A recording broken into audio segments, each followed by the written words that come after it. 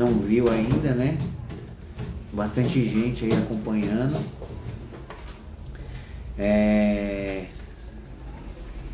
Pode tirar? Ah não, vou ficar aqui, né? Deixa aqui já, deixa preparado. Deixa aí junto, tua arma. Eu confesso que essa luz aí me deixa um pouco cego, viu? Glória a Deus por quem entrou e tá aqui com a gente.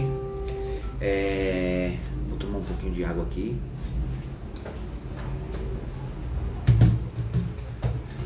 Pode deixar aqui do lado? Pode, né? Então, bom, vamos lá. Hoje... Vou apresentar aqui o preleitor da noite. Não é... Conosco, Jefferson Barros. Amém. Bom, hoje eu tava conversando com a Luma e a gente combinou não, né? A gente já tinha falado sobre isso, de a gente falar sobre testemunho e tal. E hoje eu queria contar um pouco do meu testemunho. Mais louvor ali, Aline, a gente vai fazer mais uns louvores depois. Eu vou passar o testemunho agora, um dos testemunhos, né?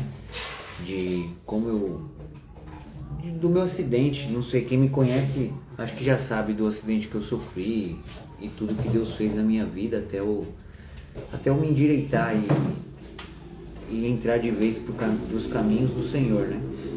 A Luma vai me ajudar aqui também, porque tem uma parte muito importante Tô aqui, do gente. testemunho que ela vai contar.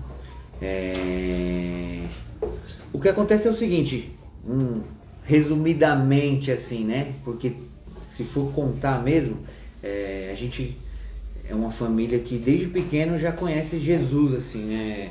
Não tão que nem agora acompanhando firmemente, mas desde os meus 6 anos, meu pai já se batizou na congregação cristã, e quando eu tinha 6 anos de idade, e ele começou a levar a gente, né? A gente era pequeno, somos em 4 irmãos, tem a Luana, que é a minha irmã mais velha, eu, a Luma e a Sara.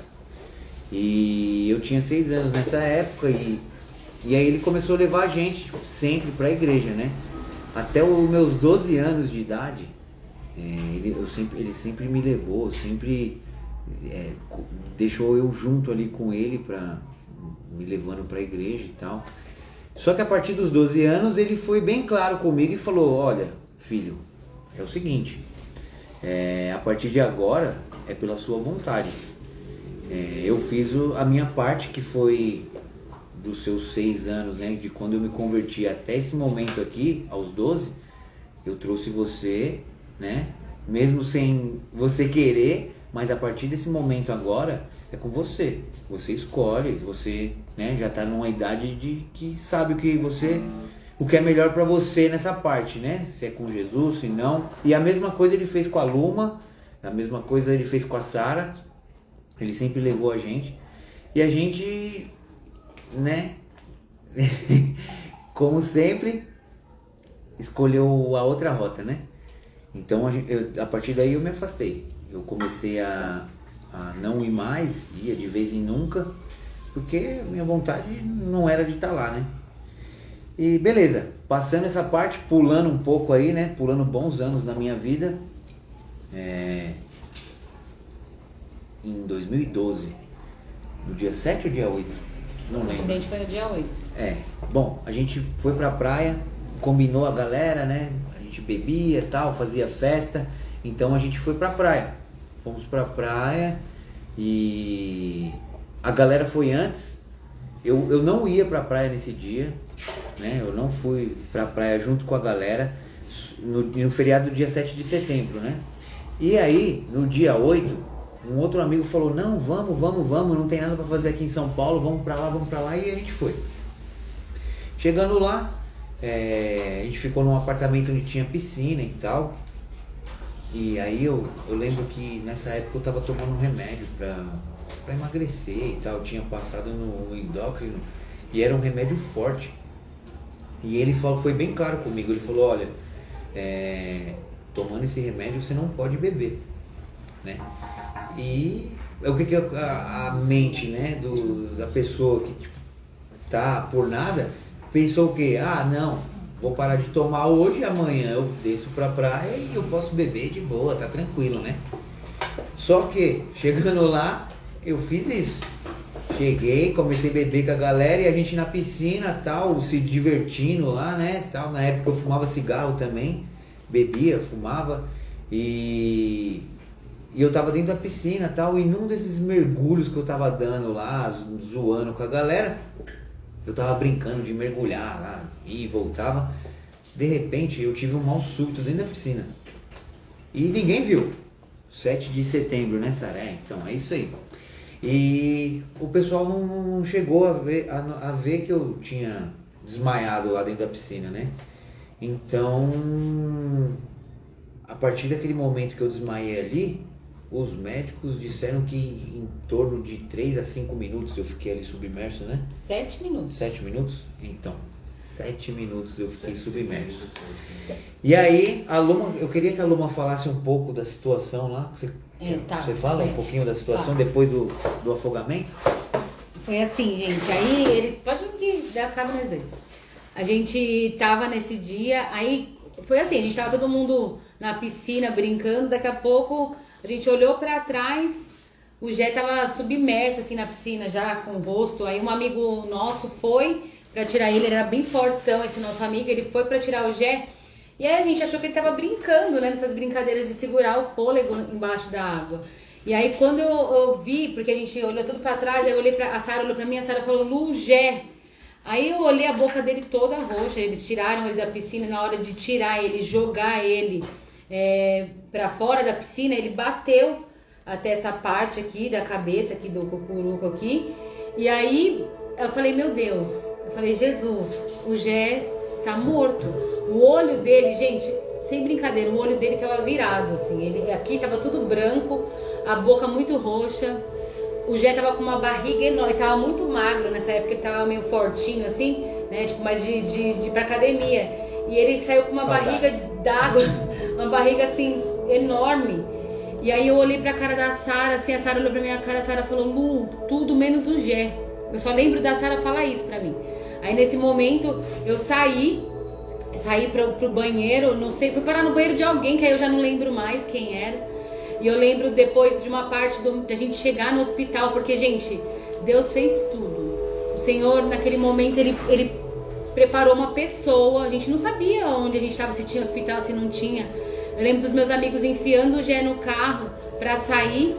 E aí eles fizeram os primeiros socorros no Jé, mas nesse momento ele já estava sangrando muito a boca, sangrava o nariz, sangrava os ouvidos.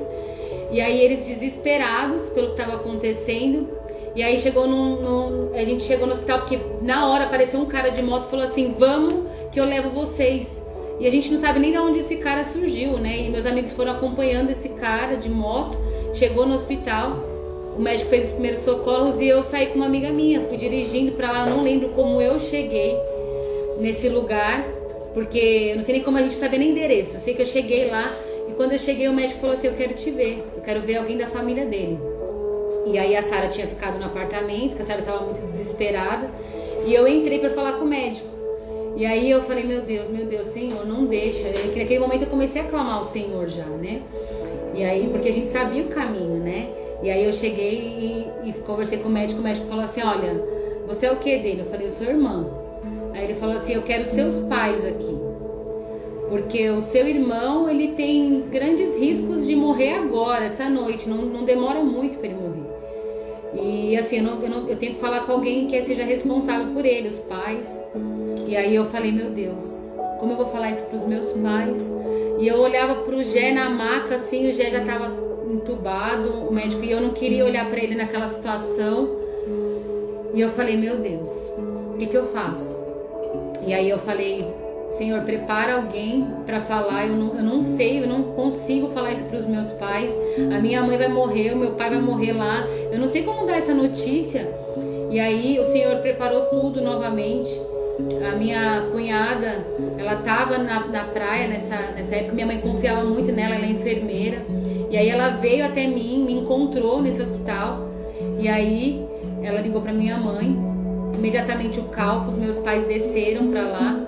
E aí o médico falou pra minha mãe, ó, nós vamos remover o seu filho daqui e nós vamos levar ele para um outro hospital, porque aqui os recursos são poucos. Ele falou, fiz o que eu pude. Eu lembro do médico falar que ele tinha feito o que ele podia pelo jeito. E ele falou assim pra mim, ele falou, ó, a gente vai transferir, ele tinha convênio, né, vamos transferir ele para um outro hospital do convênio. E aí eu lembro que ele pediu a vaga, só que, irmãos, o Gé chegou naquele hospital saturando 23. Eu lembro da saturação dele, o médico falou, ó, a saturação dele tá 23. Ele só vai conseguir sair daqui para ir para um outro hospital se ele estiver saturando pelo menos 75. E aquele médico ficou ali. Ele não saiu do plantão enquanto ele não estabilizou o Gé. Era Deus, eu tenho certeza, usando a vida daquele médico. E aí ele ficou lá, ele esperou o Gé saturar melhor. Eu lembro que o Gé foi transferido já respirando pelas máquinas, porque eu já é mesmo com o respirador, gente, não era sozinho não, sozinho ele morria, ele tava com o respirador e mesmo com o respirador 100% mecânico, ele tava saturando muito baixo. E aí quando ele conseguiu, pelo mecanismo mesmo, saturar melhor, o médico pegou uma ambulância dessas de remoção, né, toda equipada para levar ele para um hospital lá em Santos. E a gente chegou naquele hospital na Costa, eu ainda consigo ouvir o barulho da sirene misturada com o respirador que ia junto. Ele estava totalmente desacordado e os médicos, né, minha mãe junto ali. Eu falei, mãe, eu vou ficar aqui. E aí minha mãe foi para Santos, a gente ficou junto ali e a médica chamou minha mãe e meu pai e falou assim, olha, seu filho tá muito mal, ele tá muito ruim, ela falou, a gente vai fazer o que a gente pode, mas a gente não vai dar nenhuma esperança para vocês, porque a gente não sabe até quando ele aguenta, até quando esse coração aguenta. Só o coração trabalhava, os pulmões estavam 100% comprometido. E aí aí ele ficou lá e meus pais ficaram lá e meu pai quis voltar para São Paulo e aí eu fiquei com a minha mãe lá em Santos. A gente estava numa cidade que não era nossa, né? E aí eu falei pra minha mãe, vou pegar um hotel aqui, a gente fica aqui. E aí eu fiquei com a minha mãe indo todos os dias, né, pra visita. Ele tava na UTI, ele era o pior da UTI. Ele era o pior, ele era a situação mais grave da UTI. E aí quando a gente chegou num lugar, a gente chegou uma vez lá, a médica falou assim, ó, tá parando os rins agora. Agora começou a parar os rins. Aí já tava pulmão, os rins, ele começou a perder, eu não lembro, foi alguma outra coisa que começou a parar também. E aí a médica falou assim, ó, a gente vai ter que fazer diálise agora no Jefferson, vamos ter que começar. Ele era novo, né, então eles queriam ajudar por justamente ele ser novo. E aí o médico falou assim, obrigada. Aí o médico falou assim pra mim, falou, olha, eu preciso só que vocês autorizem a diálise. Aí autorizamos a diálise do Gé, ele fez. E aí o médico falou assim, ó, vamos esperar, a gente só tem que esperar. Aí eu lembro de uma vez que a gente chegou na visita e todo mundo entrou pra entrar pra ver os parentes. E aí ninguém chamava a gente. Eu falei, meu Deus, mãe. Eu olhei pra minha mãe assim, eu falei, agora não tem mais jeito, aconteceu alguma coisa. Aí a médica chegou na gente e falou assim, calma, vamos entrar lá que a gente tava dando banho no Jefferson. Aí eu falei, meu, banho? Aí ela falou, hoje o Jefferson teve uma grande melhora. Ele melhorou, ele tá melhor. A gente tá começando a desmamar ele do respirador. E aí eu lembro que eu olhava assim pra máquina, tava lá 100%. E aí nesse dia que a gente entrou, a máquina tava 40%. Tipo, foi uma coisa assim que eu falei, meu Deus, tava 40%. E aí ele já tava melhorando. E ele, depois desse dia, só veio melhora. E aí ele começou a estabilizar e começou a voltar. Eu tava lá com a minha mãe, eu lembro de eu ouvir o laudo dos médicos, eu começava a ouvir tudo que o médico falava e eu escutava. E eu sabia que tava muito ruim. Só que a minha mãe olhava pra mim e falava assim, você viu que bom? Aí eu falava, que bom? Será que ela tá ouvindo isso mesmo? E quando a minha mãe ligava pro meu pai, porque meu pai falou que ele precisava vir embora, e eu não entendi, eu falei, meu Deus, por que meu pai quer ir embora? E aí meu pai falou assim, eu preciso buscar Deus, eu preciso ir pro meu lugar do secreto, eu preciso buscar a Deus e aqui eu não vou conseguir. E aí eu lembro que meu pai foi todos os dias no culto, ele ia todos os dias no culto. E aí teve um dia que ele ligou pra gente e falou assim: filha, Deus falou que é vitória, Deus falou que não vai ser pra morte. E aí a minha mãe ouviu essa palavra, minha mãe colocou isso no coração dela, no coração de mãe, e ficou com isso no coração, ela ficou com essa fé. E eu ouvia o que os médicos falavam, minha cunhada que era enfermeira entendia, eu ouvia e falava: cunha, tá muito ruim, será que a tia tá entendendo? E minha mãe: não, tá tudo bem. Aí eu lembro eu tava deitada no hotel e aí tava passando uns anúncios na TV de uma igreja. E eu falei assim, eles falavam de um óleo que quando você passava na pessoa, a pessoa ia ser curada, tal. E eu falei: mãe, eu preciso disso aí, cara. Eu preciso disso aí. E aí minha mãe falou assim: vamos procurar uma igreja aqui. Nessa época nós íamos ainda na congregação, né? E aí eu falei pro meu pai, eu falei: preciso achar. Não achamos uma igreja ali. E aí a gente achou a porta de uma igreja aberta e nós entramos. E nesse dia que a gente entrou, eu falei desse óleo. E aí eles falaram assim: a gente vai fazer melhor, a gente vai levar um obreiro lá para orar por ele. E eu lembro da gente sair do hospital, chegar lá. Até o Cauê tinha ido para visita, ele não pôde entrar nesse dia porque o obreiro entrou para orar pelo Gé. E quando o obreiro desceu, ele olhou para mim e para minha mãe e falou assim: o meu Senhor, aquele que eu sirvo e aquele que me mandou aqui hoje, ele não vai recolher o seu filho. Falou para minha mãe: ele não vai morrer nesse acidente, o Senhor vai restabelecer a saúde dele. Só que ele é de Deus. O Senhor, ele tem um propósito na vida desse moço. Só que é o seguinte: se ele não aceitar os caminhos do Senhor, ele vai ter outro acidente. Ele falou isso pra minha mãe. E a gente ficou com isso o tempo todo. Eu falava isso pro Jeco, depois que ele saiu do hospital, eu falava isso pro Jeco. Ele falou: ele vai ter outro acidente se ele não aceitar. E o Senhor vai dar outra oportunidade pra ele. Se na terceira vez ele não ouvir o chamado, o Senhor vai recolher ele da terra, porque ele é de Deus. E aí a gente falou: não, tá bom, a gente ouviu. Aí depois disso eu fiquei plena no Senhor. Nós cremos desde então que nada ia roubar, ia ceifar a vida do Gé, porque ele ia melhorar. E aí agora ele vai contar o restante, porque tem mais coisa ainda, gente. Pensaram que era só isso, né? Não, então, aí, glória a Deus, dias, né? Eu fiquei, acho que foi 14 dias, 9 eu fiquei em coma e foram, acho que 14 dias no hospital. Tipo, foi a recuperação relâmpago, né? Até os médicos, eu lembro até hoje que quando eu tava na UTI e eu saí, fui transferido pro quarto, os enfermeiros, os médicos que estavam cuidando de mim na UTI, eles foram lá me visitar lá no quarto e perguntar, né? Pra ver como é que eu tava e tal, né?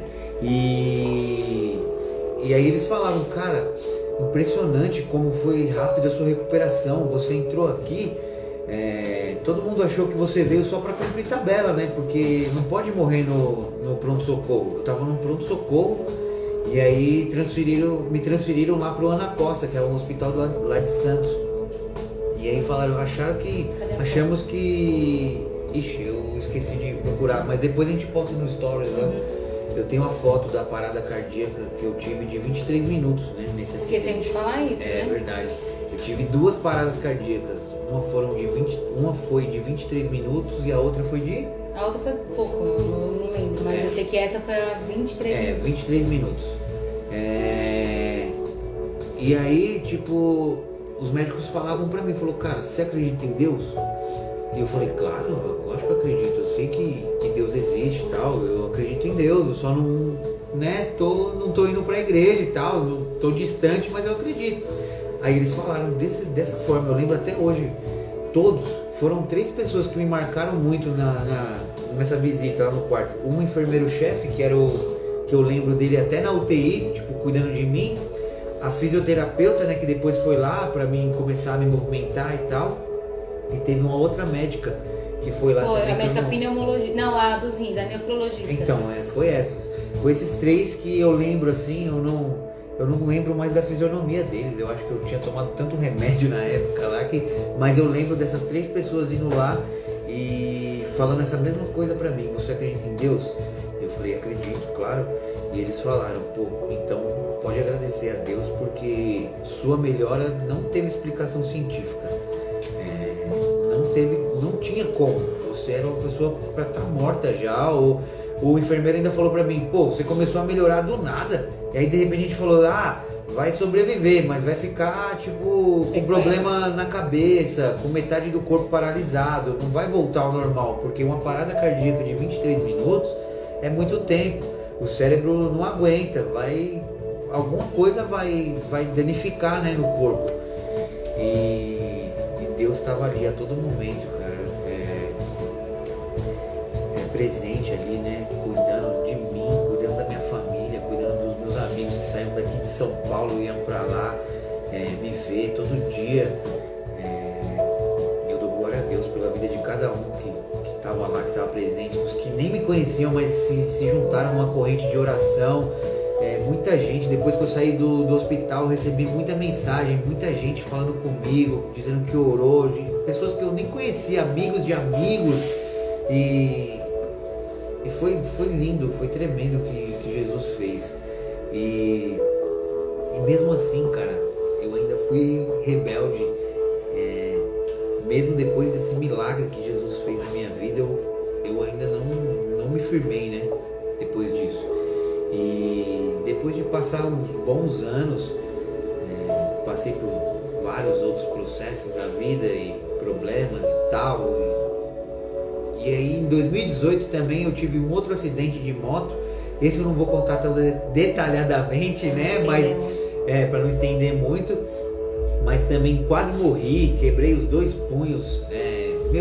Sobrenatural. Foi sobrenatural de novo. E assim, aí depois disso, depois de um ano depois desse acidente assim, eu tava passando por um processo bem difícil da minha vida e tal. Eu tava até desenvolvi crise de ansiedade, início de depressão e tal. E isso, a Luma já tava firmada, já tinha voltado pra a igreja, já tava firme. Depois de lá eu parei de beber, de fumar, parei de tudo. E aí a Luma sempre me chamava, né? Falava, vamos pra igreja, eu acredito, creio que o Senhor tem um chamado pra você toca e tal, Ele vai te usar. E eu sempre falava, beleza, né? Tipo, não, vai sim, mas eu não ia. E até que um belo dia, uma célula que a gente frequenta ali, aqui próximo, né, de onde a gente mora, eu bem mal no dia, me lembro até hoje, eu tive um dos meus encontros com Jesus, né, e ali foi onde, de verdade, ali, as escamas dos meus olhos caíram e eu consegui entender qual que era o meu, sei lá, o meu chamado, o meu objetivo aqui nessa terra, entendeu? Que eu tinha algo para fazer aqui e o porquê Deus tinha me salvado desses 2 acidentes que eu quase fui, e foi ali até a Luma deve ter, eu não sei se ela tem a mensagem até hoje, mas eu saí dali onde a Meire e o Kiko estavam naquele dia presente na célula. A Meire mandou uma palavra, eu não sei, eu fiquei tão impactado, eu nem lembro da palavra, mas eu lembro que a palavra dizia que eu tinha um objetivo a cumprir, sabe? Eu tinha algo a fazer. E foi a primeira mensagem que eu mandei pra Luma, depois que eu saí, que eu cheguei na minha casa, foi, agora eu entendi porque que eu tô vivo até hoje, que Deus me deu essas 2 chances. E eu não vou desperdiçar. Dessa vez eu não vou desperdiçar. E a partir daí começou todo o meu processo, né, de busca, de entrega e de estar aqui hoje, né, de servir, de estar com todo mundo, com meus irmãos. Eu não imaginava que eu ia conhecer tantas pessoas maravilhosas, não só aqui na célula, onde a gente mora, pessoas de outras células que a gente conheceu nessa união aqui da nossa região, as pessoas que a gente encontrou lá na igreja também. Poxa, sei lá, eu não tenho explicação, não tenho palavras porque Deus tem feito na minha vida. nesses O últimos... Danilo, né, gente? Foi Nesses importante últimos- o Danilo, nosso líder, né? Danilo foi uma pessoa sensacional também, que nesse meu processo Queria que ele tivesse ele me ajudou muito. Foi um cara que, poxa, eu não tenho nem palavras para ele. Eu tenho saudades dele, espero e oro que ele esteja com a gente de novo aí, depois dessas férias. Eu creio que seja só umas férias que ele está tirando. E eu queria aproveitar para lançar uma semente de uma palavra que eu ouvi, principalmente numa